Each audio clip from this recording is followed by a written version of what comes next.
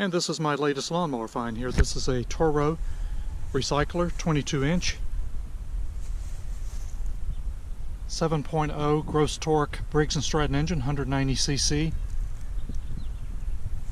And this is a personal pace with the blade stop on it, feature on it, and it does not run.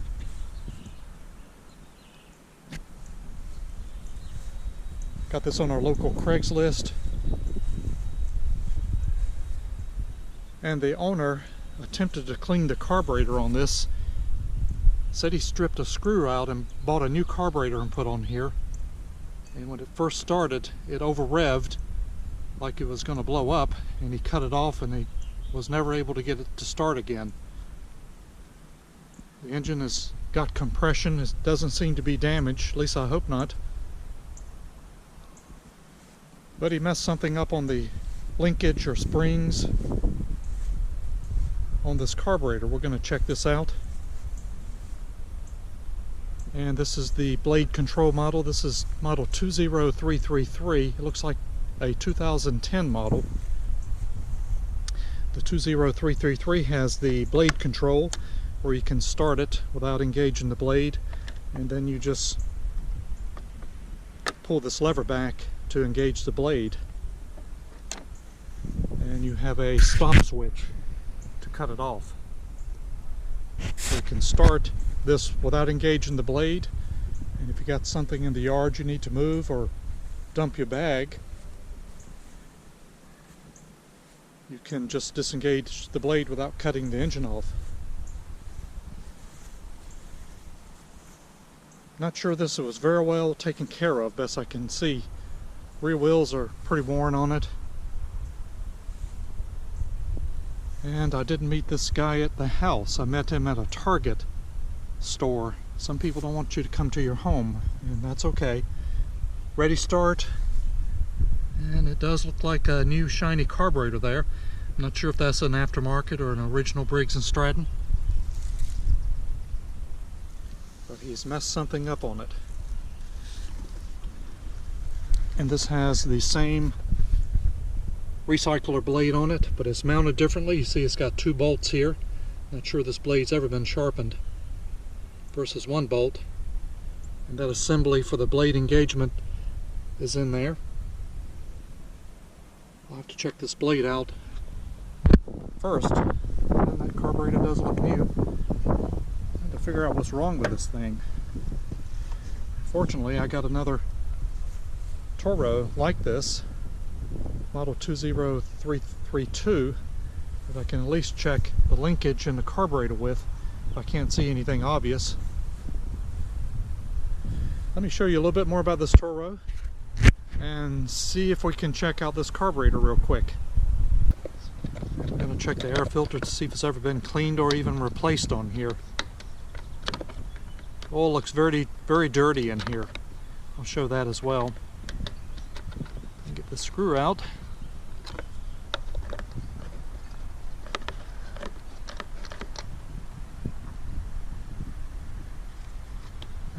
Look at that. It's got a brand new air filter in there. How about that? New carburetor, new air filter, he said. So they all look pretty dirty in here when I looked at it in the Target parking lot, and it's low as well, as you can see. Wow. Hope this engine's not damaged. I'm going to top that off before we do anything else with it or attempt to ever start it. And I noticed this sticker on here beside the wash port. We service everything. Not familiar with this company, but it's been repaired apparently by this company before. And here's the back of this mower where the bag sits. I don't see any rust, which that's a good sign. You can see that's model 20333, and that's the serial number. That 310 shows me it's a 2010 model. And this bag has definitely been used, pretty dirty. Don't see any tears or holes in it. Apparently they used the bag instead of mulching with this mower. Let's see if it even has any gas in here. Not sure how recent he did this carburetor repair. Not much gas in there at all. May not be any. I wonder if it's leaking. We'll find out. And just going to check the side chute area out. I have to clean that off. I don't see any major rust there. And also did not get a side chute with this one either. And here are the wheels. These height adjustments are all frozen up on this one as well. You can see these rear wheels are worn. Height adjustments frozen on the front. Front ones look better.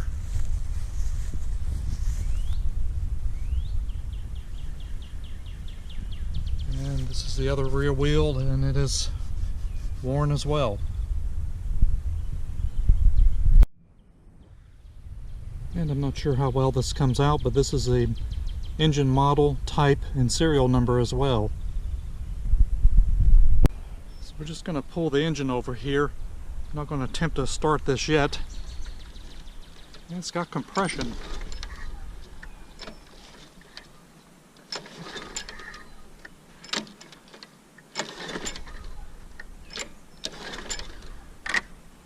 So it should run.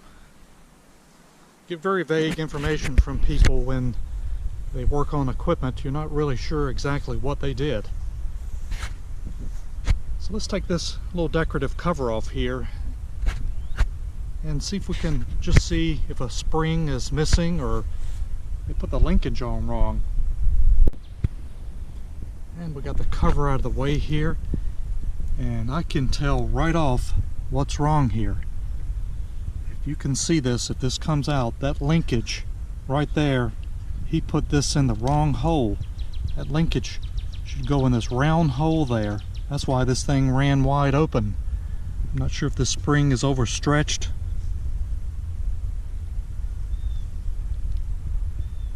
Wow. Pretty much I'm going to have to remove this carburetor to get that linkage in correctly. There we go. That may show better out of the sunshine, but you can see that is the linkage, and it should go in this round hole. And he's put it in this hole where nothing really should go in. Wow. And we're going to start by taking off this air filter cover here and the air filter housing to get to the linkage that's installed incorrectly on this Toro. And we need to remove these 3 5/16 inch bolts here to get the air filter housing off. And these are loose. He didn't tighten them very well when he put this cover back on. And something don't look right here on this auto choke. It's not generally the right kind of screw that's in there. It looks like he's put a different kind of screw and a lock washer. It's like it's working okay, but it's not the right type bolt. And I finally got that bolt off that holds the auto choke, and he almost messed up a brand new carburetor here. I don't know if he lost the original bolt that goes in there, but this is of course not the correct one, and it for sure does not have a nut on the end. This is a size 10 metric. And then he put this washer on there. I'm afraid he's probably stripped out those threads to put the correct one in there, which I've got on a junk engine. I'll see if it'll fit. I'm going to go ahead and pinch off this fuel line, because it looks like I'm going to have to do that to get these bolts out for this carburetor. Looks like that spring has been twisted a bit. And get this linkage back in correctly. And the fuel line is off. It did leak some gas out of there, so fuel is coming out of the tank. And we need to get these 2 3/8 inch bolts out here. And then we can get this carburetor off and reinstall this linkage correctly here. This bolt was just about as loose as it could be. Almost could take it out with your finger. Let's see if the other one is. Yep, both of them are really loose. So let's see if we can get this carburetor off now. And this carburetor just fell off because that linkage wasn't holding anything.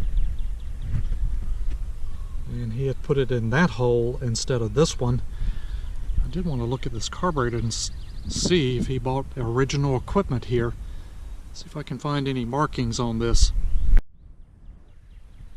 Well, I can't see anything on here to identify this as being a original Briggs & Stratton part.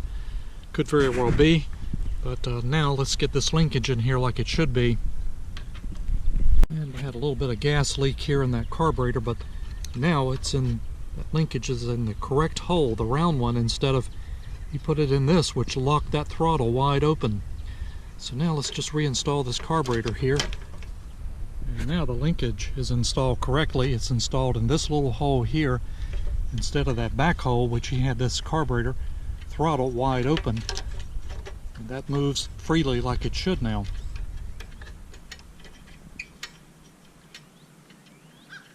Now, this is the correct bolt that should have gone in this auto choke.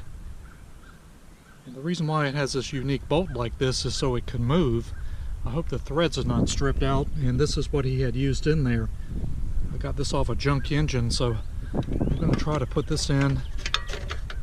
He must have lost a part. Hopefully these threads are totally stripped out. Wow. Wow, people can make a real mess of stuff. Yeah, this is the correct bolt. Wow. So we'll have to use this again, which I hate to, but just need to make sure that this will open and close like it should. Okay, air filter housing is back on. Not leaking any gas. This carburetor don't work out. Let me put a new one on here. But first I want to make sure this will run and this engine's good. And I also noticed after I was putting this back together here that we're missing the spring for this auto choke. He's lost that as well. It attaches back here in the back to this little hook here, or this will never choke properly. So I'm going to have to take one off a junk engine and get that spring back on. And this is what this little spring looks like. It attaches back here in the back to this connection here on the auto choke. So let's get that on as well.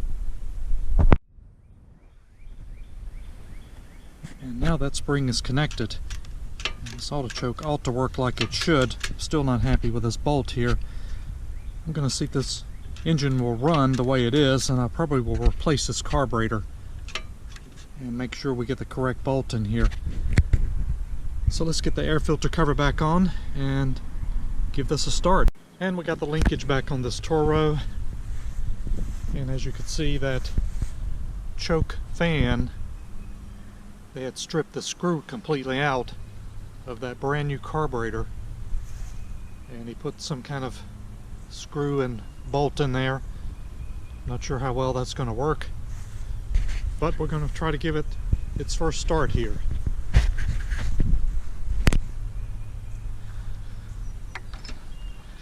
Here we go.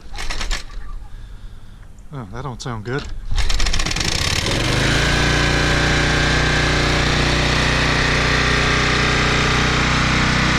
Oh, it's running.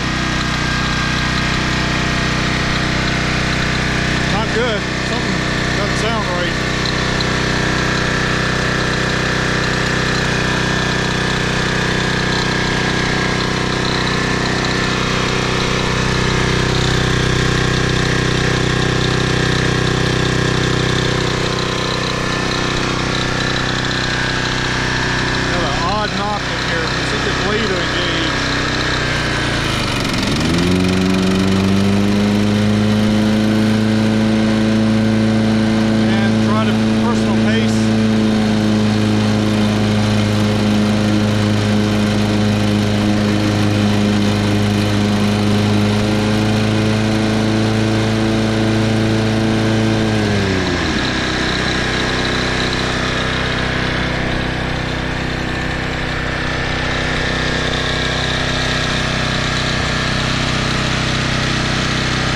Engine's got a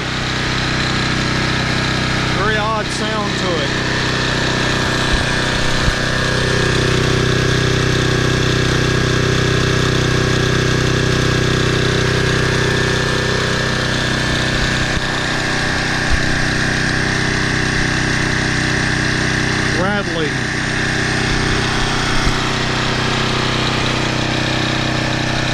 actually sounds like it's revving too high,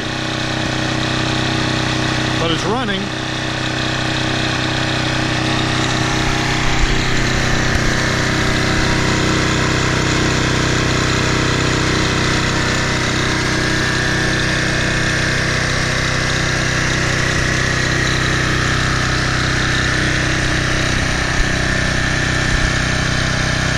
I'm gonna let this Toro run for a while.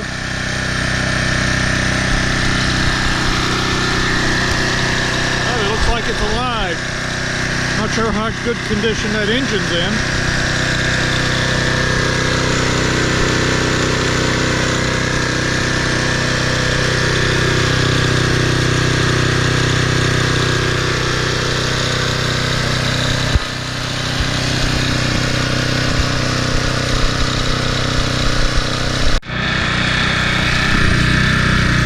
This doesn't sound too good when I cut it off.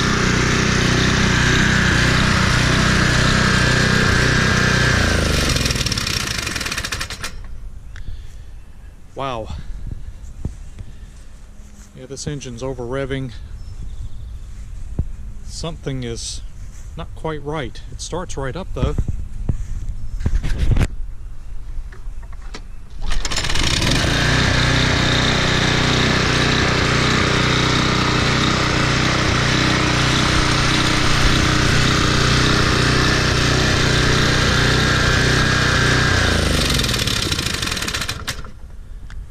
That don't sound good. Have to pull this cover off and look to see if there's anything hitting. Well, more to come on this Toro, but at least it's running.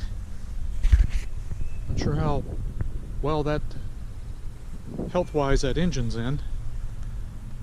Self-propel works. I did an adjustment here on this cable to tighten it up. See what else we can find on this Toro.